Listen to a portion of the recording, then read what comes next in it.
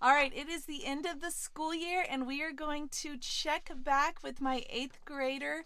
She just finished 8th grade, and her reading list to see what her favorites were, which ones she did not like, and which ones she would recommend.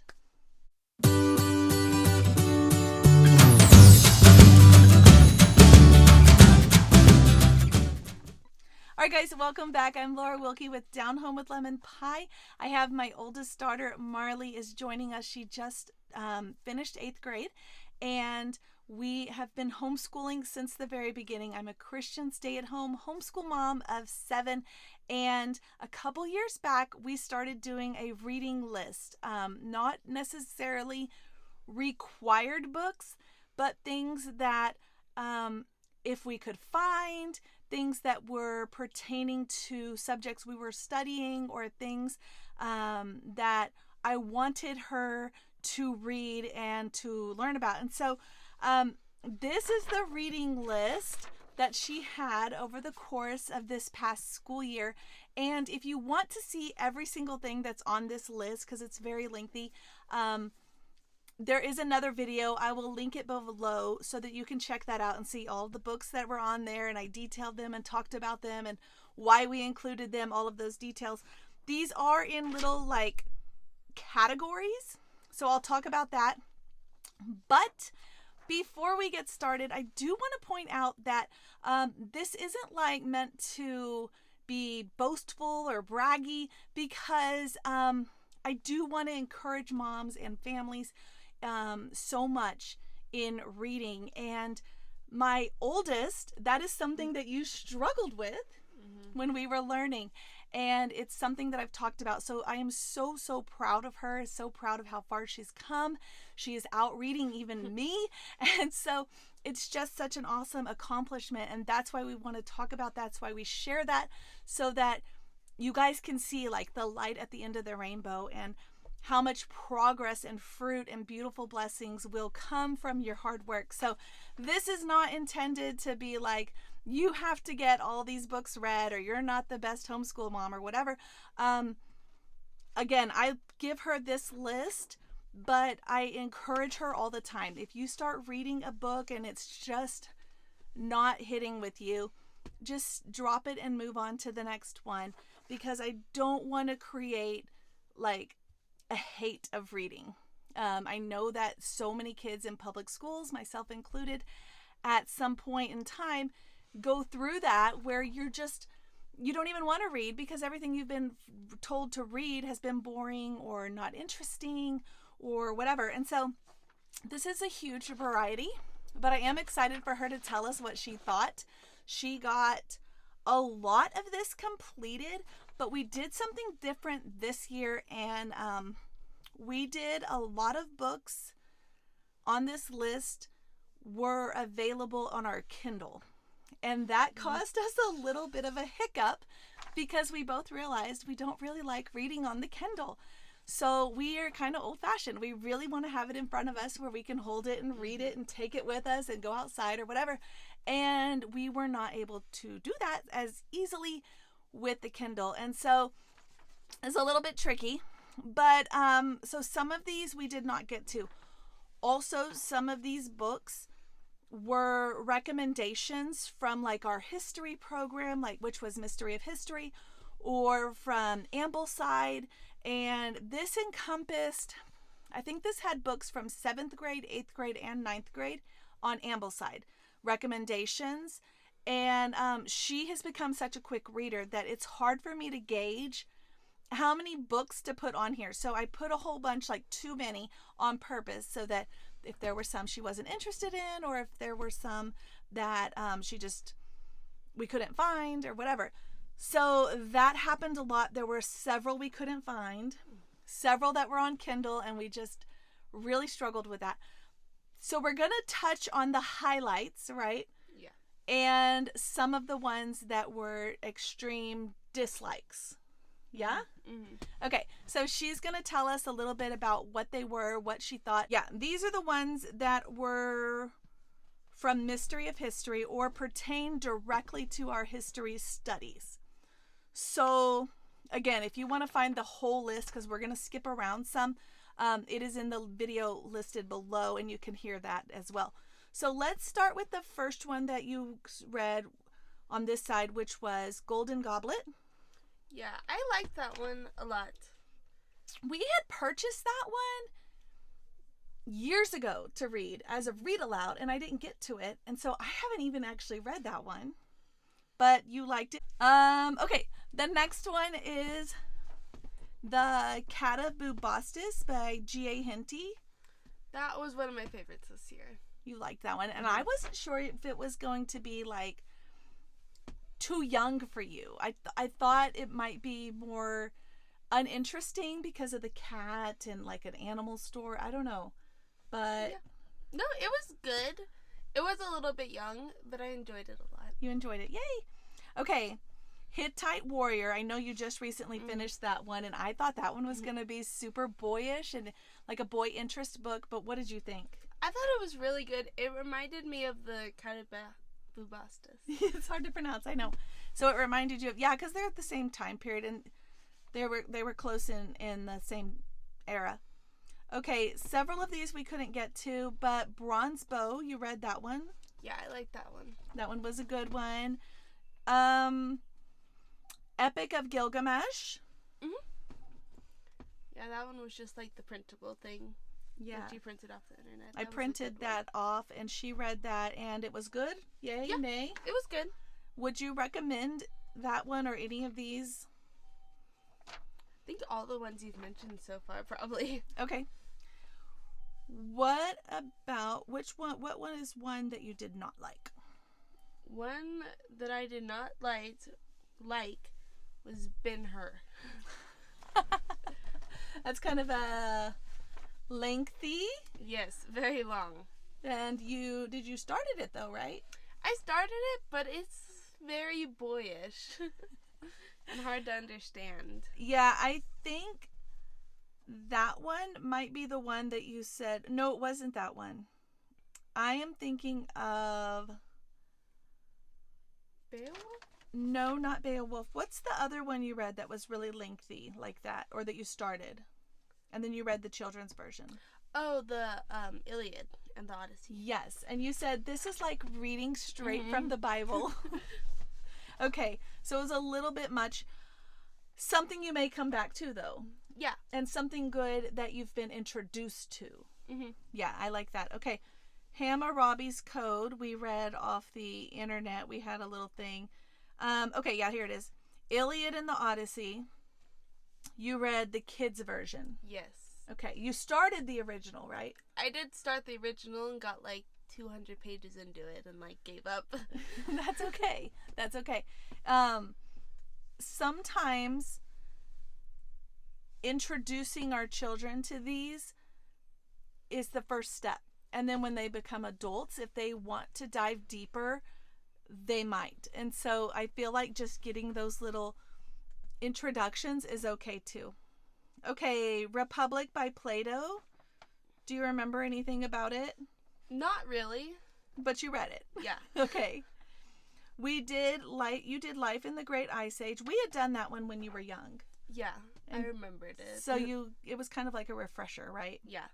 But it was appropriate, right? Because there's times when people are saying things like that the Ice Age was this or it was that, and you were able to kind of refresh that knowledge. Yeah. I feel like maybe. Okay. We have a huge portion here that we were not able to get to. A whole bunch. But we did get to Chosen, The Lost Diaries of Queen Esther. That one was good. It was sort of like in between for me. I enjoyed it though. Okay. There were a couple others that were similar to that we didn't get to. Oh, you read some from the Book of Virtues, right? Yes, I did. Yeah. And then you encouraged me at the thrift store when you found the hard copy, the hardcover copy, to buy that because she said this is such a good book, you need it in hardcover too. So we did. Okay. Let's see. Galen and the Gateway to Medicine. You read that as part of your science. And what did you think? I enjoyed it a lot. It was like information packed. Yes. That's another one I have not read. Little Miriam of Galilee. That was a good one. Yeah. And was it like a little young? It was a little bit younger, but I still enjoyed it. Yeah. And was it, you even recommended it to a younger sister, right? Mm-hmm. Yeah, and I think she enjoyed it as well. Story of the Greeks, Story of the Romans. Those are two that we just got our hands on, so we haven't actually started those yet. Boy of the Pyramids. I liked that one. Yeah, I read that one too. That was one of the ones that I try to read some of these so that we can chat about them. So I did read that one, and what did you think? I enjoyed it. I thought it was a neat story. It was a cute little mystery. Again, one that we had purchased to read years ago. So that is basically all the ones you read for our history studies, right? Yeah. Yeah, there were a whole bunch that we wanted to get to, and we just did not get to them. Tirzah, Adara, Victory on the Walls. A lot of these I thought when I made this list would be available at the library. And I was surprised. Were you surprised? Yeah, like hardly any of them were actually there. Yes, I was really, really surprised. New complete works of Josephus we did pick up at the store, but we have not looked it over. What really happened to the dinosaurs? Some of these were more like family reads or things we would do together, and we just did not get to them. So maybe next time, right? Yeah. That's okay. The back side of this paper is cultural books, spiritual and entertaining literature. And like I said, a lot of this side is taken from Ambleside and other curriculums. So let's talk about Treasures of the Snow. I liked that one a lot. That was a reread. I had read it once, like maybe last spring. Yeah, I enjoyed that one. And Tanglewood Secret. Same author. Yeah. Yes. And Star of Light is the same author, right? Yeah. I enjoyed all of those. Yes. Very sweet, good stories. I remember when we read Treasures of the Snow, I did that as a read aloud, and we watched the movie. I don't know if you remember watching the movie. Yeah. It was years ago. Do you really? Yeah. Okay. We had on her list as like one of those books that you read because like everybody's read it, and so you can talk about it, I guess, but not necessarily, I would say, great literature. But Island of the Blue Dolphins.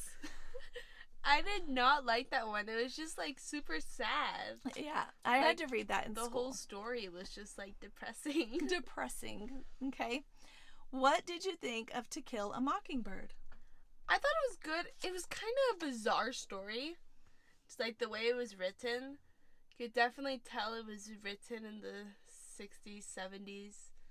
But I thought it was good. Did you feel like it had accuracy with historical accuracy, or did it just feel like it was, I don't know.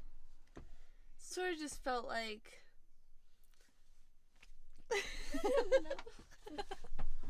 Okay. I think a wonder book for boys and girls, is that the one that you picked up at the garage sale? Yeah, it was. Yeah. Was Tanglewood Tales there too? No, we bought that one separate. Yeah, we bought that one separate. But you got a really awesome copy of a wonder book for boys and girls, like an old vintage, old classic, right? Hardcover and nice. What did you think of that? I enjoyed that one a lot. The chapters were really long because each one had like a 5-page introduction, and then it had like the story. But I enjoyed it. The language was a little bit older, like ancient Greek. So style of writing. It's good to be introduced to that. And then Tanglewood Tales. These are these Greek literature? Like Greek mythology? Yeah. Yeah. And so these ones, that's something that you've kind of had an interest in now. Yeah. Because of, maybe because of that, or maybe a little bit before that. But the Greek mythology has been interesting now, and even your siblings are asking you different questions, and you're able to answer those, so that's fun. Okay, we had some old classics listed here. I don't think you read all of them, but Peep Behind the Scenes. Do you remember anything about that one? Not really, but it was a good book. It was good, but you don't remember. Phantom Toll Booth. That was one of my favorites. Kind of a silly story. Yeah, it was really silly. Kind of fun. So, yeah, definitely wanted to throw in some very lighthearted things amongst all the heavy Ben-Hurs and all the other crazies. So we threw in some lighthearted things. What did you think of Glenn Beck's Common Sense? Well, it sort of seemed like a guy just complaining about the government not being run the way. It was interesting and sort of gave you insight from somebody's different perspective. But I liked it sort of because it had the Thomas Paine's Common Sense at the end. Aha, very good. Yes. Okay. I wasn't sure about putting that one on there, but yeah, okay. Okay, Hind's Feet on High Places I did with little sister, who's not very little, but she's 12. We did the illustrated version, and you had the non-illustrated full-length version. Yeah. Yeah, and you would listen in a little bit. So sometimes she would say, like, oh, they just skipped a whole part in your version. So what did you think of that? I enjoyed it. It reminded me a lot of, like, Pilgrim's Progress. Mm-hmm. Yeah, it's real similar. I enjoyed it, though. It's one of my favorites. I think it's a sweet story. Noah Webster's Advice to the Young. Did you get to that one? Yeah, I read it. It was the one that was like this 20 big. pages long. Yeah, it was like tiny. Okay. And any words for that one or no? I mean, it's sort of just advice. Okay. Like sayings. Like little quotes and things. Yeah. War of the Worlds. What did you think of that? I liked that one. It was kind of like a bizarre story the way it was laid out, but I enjoyed it a lot. So, do you remember when we listened to Time Machine? Yeah. On audio, and kind of a similar... A little bit, yeah. It sort of reminded me of that. Yeah. Okay. So, by Alcott, we had Jack and Jill and Under the Lilacs. I read Jack and Jill. I didn't read that one this year. Mm-hmm. I read it like 2 years ago. Okay. But I remember it still. It was one of my favorites, but it's like huge. It's a huge one, yeah. We got that, I think, at the library, did we? Yeah. Yeah. And Under the Lilacs, did you? Yeah, think I read that one. cute? I thought it was sweet. Some of those nice, good little stories for teens. What did you think of some Jane Austen? We had Emma and Sense and Sensibility. I enjoyed those two a lot. Mm-hmm. My favorite by her is definitely still Pride and Prejudice. I'm still impressed that at 14, well, even before that, whenever it was you read it, that you had read Pride and Prejudice, because that's kind of a big book. Yeah. Yeah, that's kind of a big thing. Okay. Up From Slavery, did you read this? Yes, I did. It was good. Yeah, it's like a biography. Did it give you a different insight into slavery from what you had been taught? A little bit. In like mainstream world.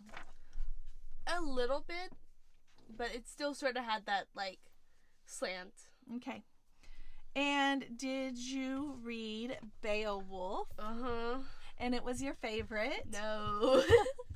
It was a 3,000 some odd line poem. And you loved it? No. Maybe we had a bad version? I don't know. But you did, was it too... It was just sort of like boy, and it was like reading a poem book. Mm-hmm. Only just like never ended. It just like kept going. And you said it was really boyish, so you said that maybe your brothers would like it. They probably would. Yeah. Yeah. Pickwick Papers by Charles Dickens. I didn't get through that one, but it might have been because the copy we had was like the pocket copy, and all the words were like so small. Mm-hmm. Yeah, I'm with huge. her. I prefer the ones that have more like a larger, like a regular size book, and sometimes when they're the pocket size, I just am totally turned off and don't want to read it at all because it's too little.